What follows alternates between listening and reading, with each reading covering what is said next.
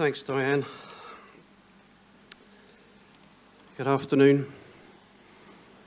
My name is Sean, part of God Squad in South Wales in the United Kingdom, and the club has asked me to write a tribute to John, which I did, and Glenna has asked me to read this to you today.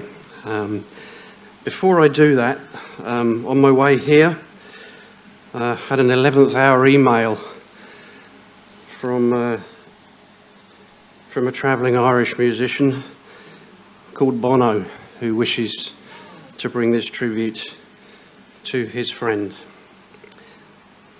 John the Baptist Smith.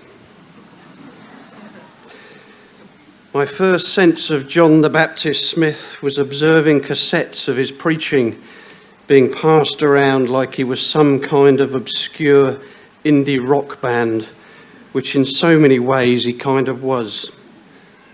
But he had hits. John got pop culture.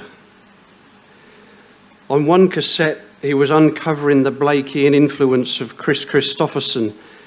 On another, his exegesis was on Bette Midler's movie, The Rose, which he opened up like it was a missing gospel.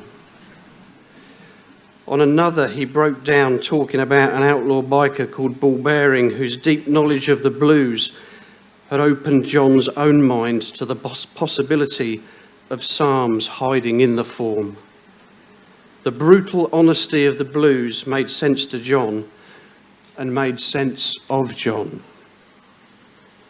John Smith was the only one not surprised to hear the Hells Angels jam, "Were you there when they crucified my Lord?" John quite liked that some churchy people thought of him as a heretic. A big smile across his face. "You mean like Jesus, matey?" To John, the Bible was an incendiary tract, not some handbook on religion. It was not a sop for a mankind's fear of death, but it was an epic poem about life. It spoke about culture, it spoke about politics, it spoke about justice. Yeah, so here's to you, John the Baptist Smith. A voice crying in the wilderness, "Let the valleys be raised and the mountains laid low. Make way for the coming of the Lord and make it flat as a freeway, please. With no speed limits if possible. Yea, let the pilgrims know Jesus will take the back seat, but if ye want the ride of your life, give him the handles and hold on tight." Bob Dylan sang, "Always on the other side of whatever side that there was." He might have been singing about John, an outsider in an outsider community, an outlaw of a different kind, preparing the way for the coming of a different kind of world, speaking truth to power. It didn't matter who you were, didn't matter if he was your guest. In our last meeting, he spoke truth to me, gave me a hell of a hard time, thought I had gone soft and become too comfortable around the powerful, thought I was living too well. He was probably right. I still think about it. I hope the Archangel Michael is not wearing Gucci loafers. He'll be getting it in the neck from our John the Baptist Smith if he is. And that comes with love to you, Glenna, and your family from Bono.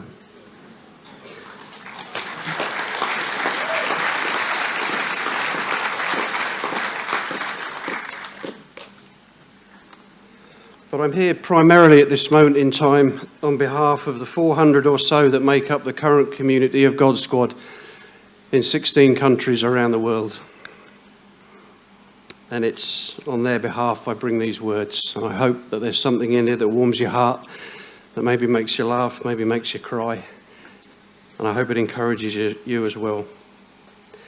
Kevin John Smith, Smithy, the Reverend Doctor, Bullfrog, John, the General, our Commander-in-Chief, our founder, our president, and for nearly 5 decades, our teacher. He was an academic, a pastor, a preacher, an author, a prophetic voice, an irritant to a comfortable church, an advocate for justice, the poor, the marginalised, and the arts, a music lover, a bookworm, and biker. And more significantly, John was a husband, father, grandpa, brother, and uncle. He could be both complex and incredibly direct. Andy Turner, writing on behalf of Greenbelt Festival in the UK, commented in his own tribute that John could be an impossible, absurd mix of contradictions, intense, chaotic, tactless, driven, at times heavy-handed, curious, compassionate, tender, broken, and brilliant. I would add, any amount of time in John's company and the conversation could cover a multitude of topics in just a few minutes. It could be poetry, theology, matters of justice, the natural world, politics, music, literature, and history, all with immense authority and enthusiasm. He could be a bloke's bloke 1 minute and a hopeless romantic the next, shedding a tear at the drop of a hat. He had the capacity to be so brutally honest about the finer details of his own body falling apart, it could make your skin crawl. And then at the next moment, he could be talking about the history of mission movements in Central America without pausing for breath. But Smithy was also a biker who covered hundreds of thousands of miles, and it was with God Squad Christian Motorcycle Club he hit the road throughout Australia and many other countries as well, as the club grew in Europe, New Zealand, and also the USA. For Smithy, the road was the place of discipleship and mission, and like John Wesley, one of his mission inspirations, the world very much became his parish. It was where you worked out what it meant to be a follower of his hero, Jesus of Nazareth. The road would take you to the marginalised. He taught us that the gospel still ought to be good news for the poor and uncomfortable news for the powerful. He remained passionate about the need for the message of Jesus to be faithfully proclaimed in the public sphere. But he also taught us that it should be something that should be lived. Putting it into practice was not an optional extra. And this is significant. He taught us how the Bible was not a book to pull proof texts from to justify personal gain. And neither should we conveniently skip over the hard-to-read passages like loving your enemies and doing good to those who persecute you. He introduced us to new travelling companions in the scriptures, such as Jeremiah and his laments, the countercultural prophetic voices of Amos and Micah, which saw him at his most animated, in full flight, preaching on a festival stage. He highlighted the frailty of King David and introduced us to the blues songs in the Psalms that pointed to the hope of the gospel. The road trips of Jesus connecting with outcasts and undesirables saw him, even in failing health, burst with enthusiasm at the all-embracing love of God that was at work long before we would ever ride into town. And he never lost his enthusiasm for the Apostle Paul's ability to cross borders and be a cultural chameleon, which he himself did so well. John was able to connect with people in a myriad of contexts, whether it be in a smoky clubhouse bar, backstage at a rock and roll gig, or in the corridors of political power, a chapel pulpit, a street corner talking to a complete stranger, sitting amid indigenous communities, engaging in academic dialogue, or crying in the pouring rain at the graveside with a grieving family. And whilst he would often rage against the weaknesses of the church, he passionately believed in the need for Christian community, genuine fellowship, brotherhood and sisterhood together. If you couldn't cope with the organised church, he would say, then be part of the disorganised one. but don't go it alone. He taught us that we need each other in all our shapes and sizes, and God Squad reflects this rich diversity still today, and it remains something of a miracle that it functions at all. Such is the broad cross-section of personalities, stories, Christian experience, denominational preference, and psychological makeup. On paper it shouldn't work, but it does, precariously balancing between complex dysfunction and bordering on brilliance. God Squad remains a unique testimony to a unique pioneer in countercultural mission. John was able to nurture God Squad chapters globally alongside his international speaking schedule. When Smithy was in town, it wasn't a matter of flash hotels and first-class travels. He mucked in with our local communities, living with us and travelling with us. Smithy coming to stay would always be a bizarre mix of experiences. You didn't just get John, his colours and his Bible. You got a plethora of excess baggage. Boxes of books. At least half a dozen Broad Street newspapers blowing down the street in the wind. A new gadget that he'd bought and couldn't get to work. You got something that needed fixing. Usually either himself, his glasses or his laptop, or possibly all three. And before you knew it, your fridge would be full of specialist local beers and your sink full of empty bottles as he soaked the labels off of them for his collection. And a hat. There would always be a hat. And it would always be left somewhere and need to be found.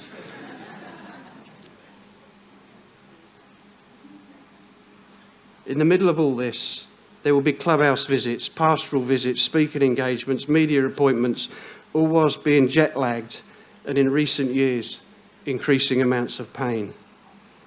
It could be an exhausting experience, but somehow we would all look forward to it, and every chapter would move mountains to accommodate the brilliance and the chaos that was John Smith. And you savoured these moments. But it wasn't always straightforward. There have been huge disappointments along the way, with some conflicts and some loose ends. He would have loved to have seen a wide network of grassroots church communities connected with this ministry. There are some, but maybe the greater gift and legacy has been the significant number of God Squad members in ministry across a broad sweep of mainstream denominations and welfare sectors, committed to a countercultural gospel that believes things don't have to stay the way they are. Over the years, there's been some fractures, and the struggle of leadership transition has been a very real and challenging one at times. But Smithy, our brother, our visionary, our voice, crying in the wilderness, leaves a legacy that spurs us on passionately for the long haul in sacrificial obedience to our Lord. It's a legacy that finds its core values in the kingdom of God and in the Sermon on the Mount. It speaks into our character, our relationships, our lifestyle, and our collective ministry together, and will not surrender in the face of ridicule, oppression, or our own fragility. It needs to be said publicly also that as a community of people, God Squad sends our deepest love and the assurance of our ongoing prayers to Glenna, to Paul, to Kathy, to Lyndall, and your families. Over the years, they have endured many sacrifices for the cause of this ministry, but they have also endured times of pain and heartache because of our own collective dysfunction. Sometimes there has been a reluctance for us as a community to acknowledge our flaws, and we realise there has been a price that you and others should not have had to pay. And we regret that with tears and a resolute commitment that this must change.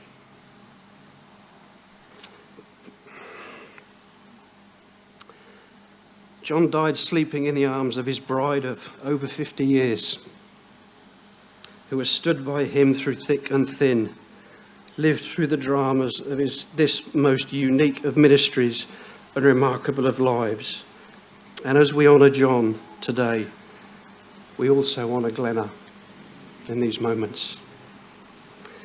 We are sad, but we are grateful.